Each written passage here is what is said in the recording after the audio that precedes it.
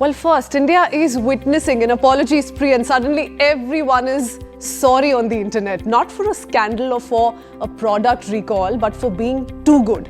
Across industries, brands are posting mock apology letters that look official and sound serious until you read the fine print. This apology marketing trend started abroad but really took off in India when Skoda and Volkswagen posted their fake apology statements. That serious letterhead tone that you see on the right side of our screens as well, mixed with tongue-in-cheek humor, caught people off guard and made it viral all across. Now it's everywhere. Talk about brands in India, abroad, Myntra, Reliance Digital, Haldiram, Dabur, even cement brands, each one pretending to say sorry for being irresistible, addictive or too perfect. It also works because it feels clever, self-aware and also human. That fake serious tone makes people stop scrolling, smile and share instead. But when everyone is doing it, it's being copy-pasted by each and every brand, the line between smart and overdone gets very thin. Some ad veterans call it humor with a deadpan face. Others think it's lazy, a short-term high with no real brand depth. Is this creativity or just copy-paste irony? Joining us this morning to take that conversation forward is our guest, actor and ad legend, Bharat Dabholkar. Good morning, Bharat. Thank you for being with us this morning. It's a very, very interesting conversation that's broken on the internet. First up, what are your thoughts? What do you make of this copy-paste job being attempted by each of the brands? Good, mediocre, or not cool? I'll tell you what, it actually started decades ago in the US when Hertz and Avis rent-a-car started. Avis was the number 2 in the rental car market. Avis, Hertz was number 1. And Avis came up with a strategy which said that we are number 2, that's why we try harder. We don't have as many cars as the leader has. We don't have as many pickup points as the leader has. But that's why we try harder. So that thing of we are number 2, that's why we try harder became a legendary campaign at that time. But it was done excellently well. I mean, they talked about we have lesser number of cars, but we have newer models. Because we have lesser number of cars, our ashtrays are cleaner. So they made a big thing of what we are. We are small, that's why we try harder and we give you better service. The second campaign, again, decades ago in the US was when Volkswagen launched their Beetle cars.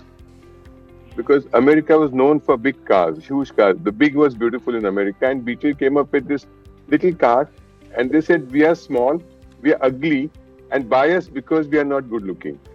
So I think that was it wasn't apology, but it was a thing of saying that, look, we are different. We are not like the big guys, but we are better than them. So I remember the slogan that Beetle had that time. It said, if you want to show off to people that you've reached someplace, buy a big car.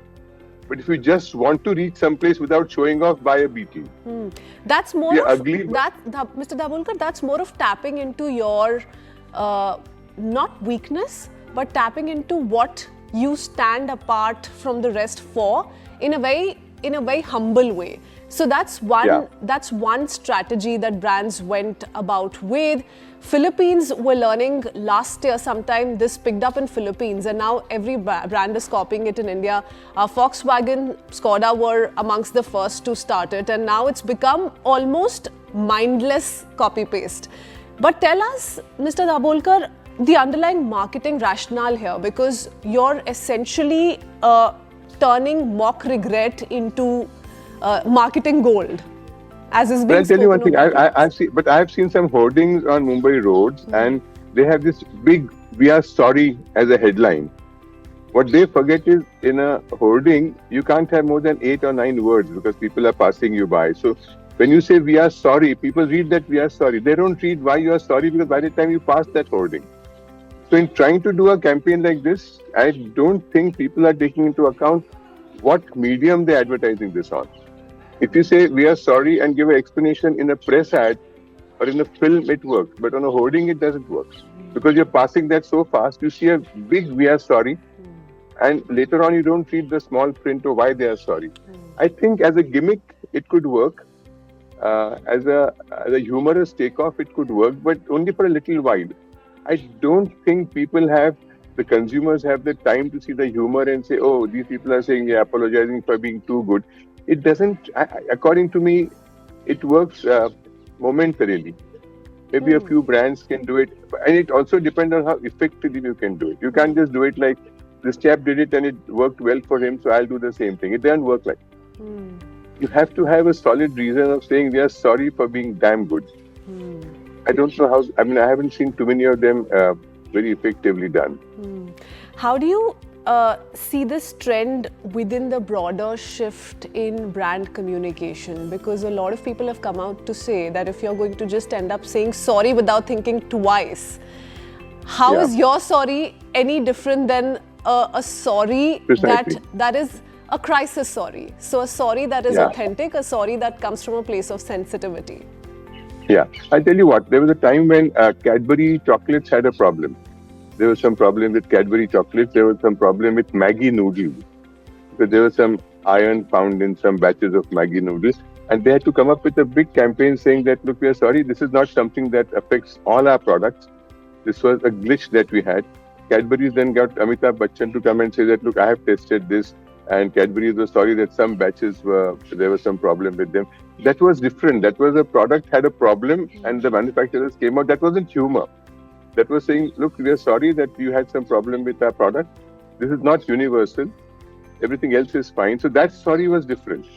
That sorry was an explanation saying that this is just a glitch. This is not a universal thing in our product range. And that worked very well. And they had people like Amitabh Bachchan who were respected figures. And they came and said, look, I have tried this and it works perfectly well. It tastes perfectly good. I don't think, see, advertising is all about innovation. People get what we call as Me Too products. Most campaigns become Me Too campaigns. Matlab, this is what I am. Yeah. I have a, let's say, if I have a soap which is a freshness soap, and I come up with a saying, I have another freshness soap. That's what we call a Me Too campaign. I am like the others. And then it loses its charm, isn't it? Soon after it loses its charm.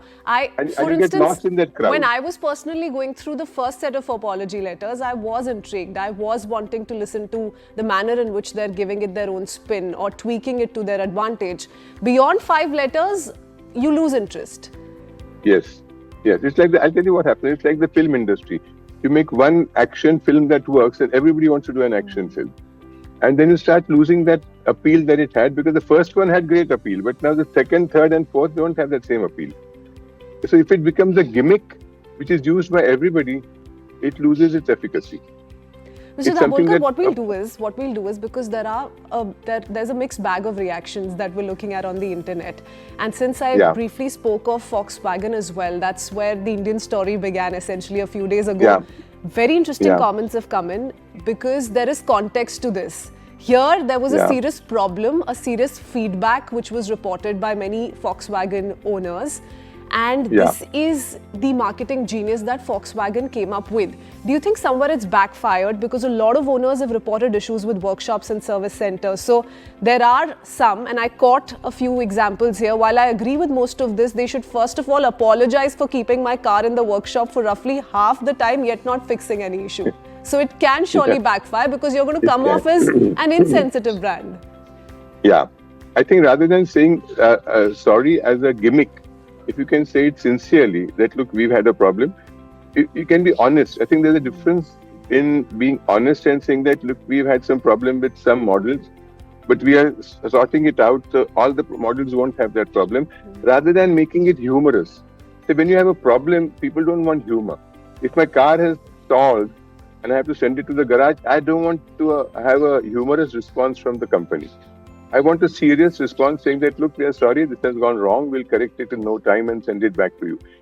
The humor works when it's a frivolous thing. Humor doesn't work when the consumer has a problem. He's not in the mood of laughing at that time. Others may laugh at that, oh, these people are saying a thing, but that's not your consumer. The person who has bought your product is not going to laugh at a problem that you're saying we are sorry. But what you said earlier was, I haven't seen an ad like this. Are people saying they're sorry for being too good? Are there ads like that?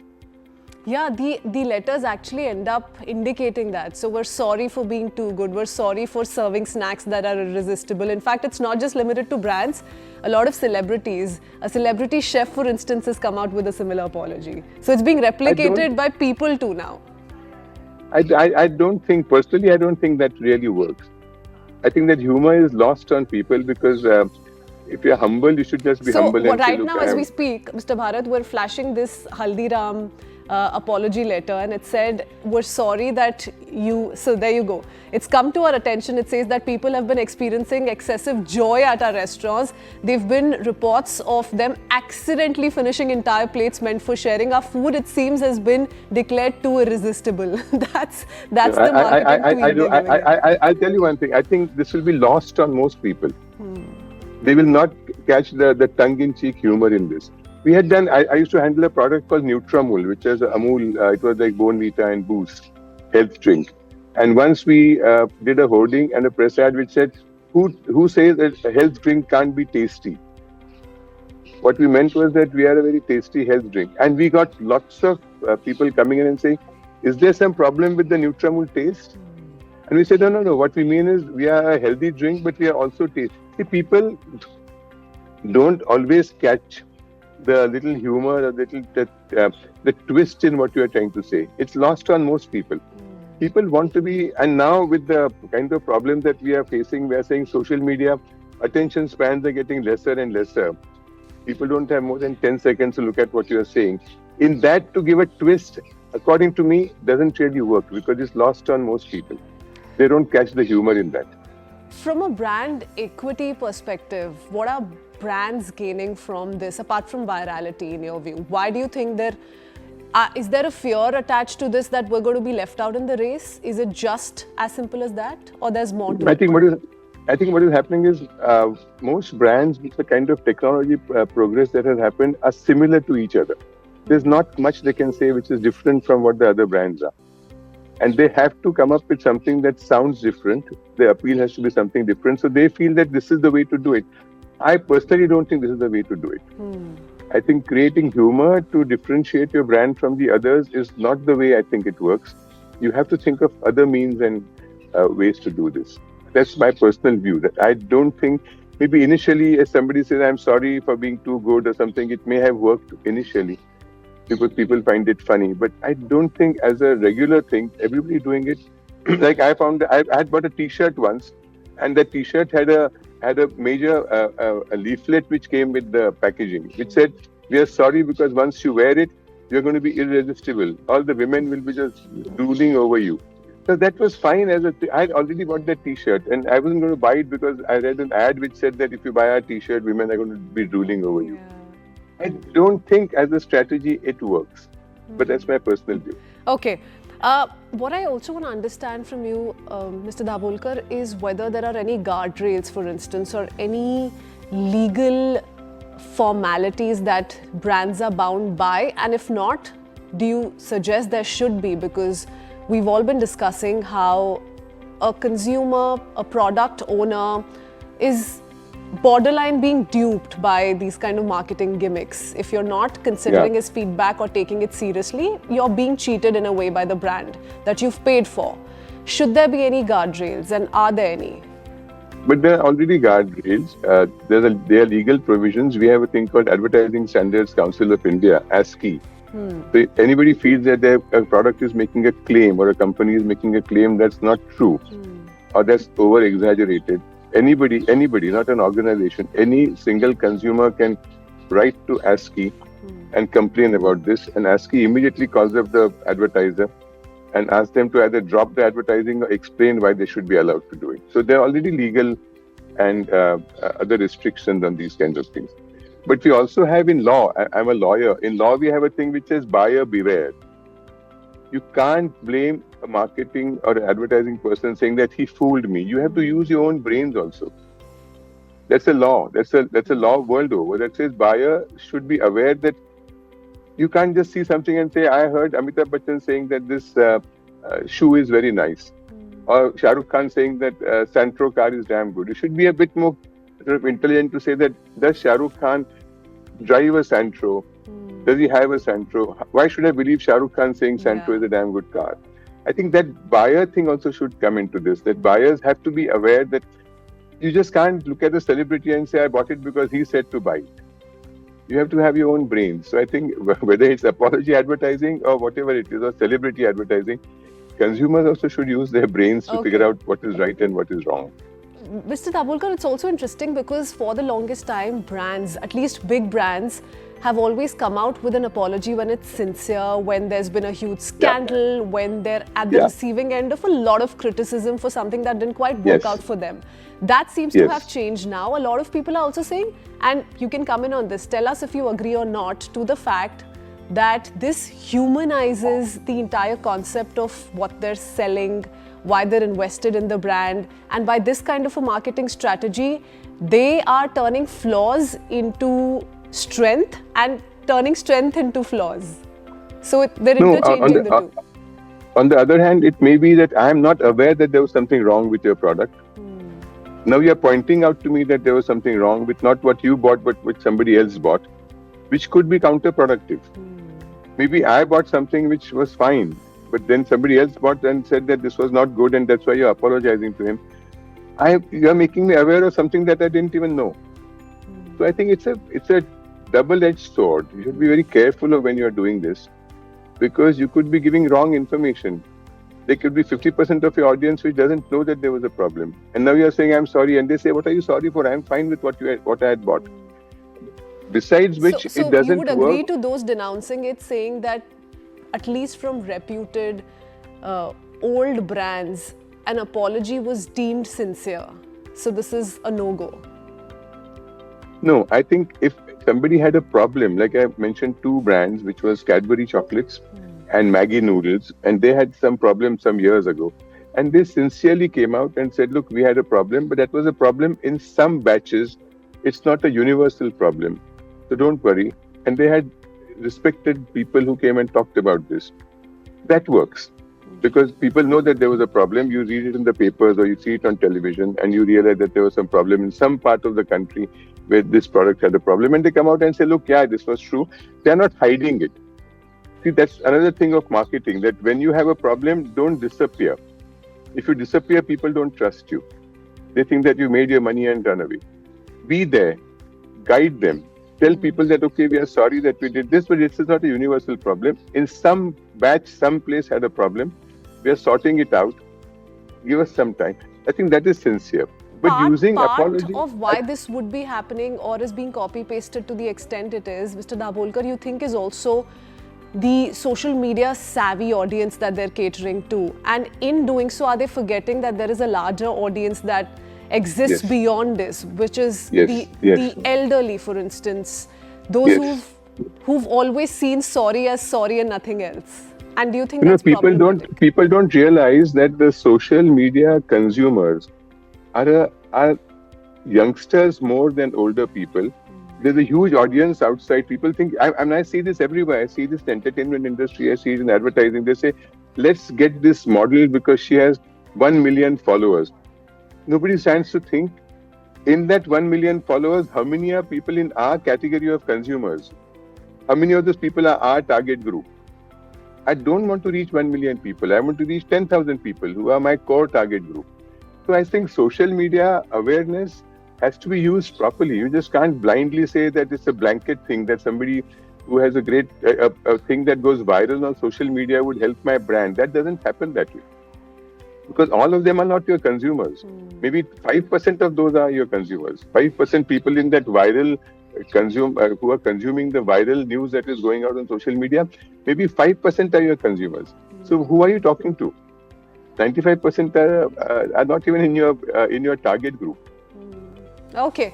Thank you so much, Mr. Dabholkar, for that wonderful conversation and for really taking us through the several aspects that we as consumers must keep in mind when we look at a viral official apology, not so apologetic across social media.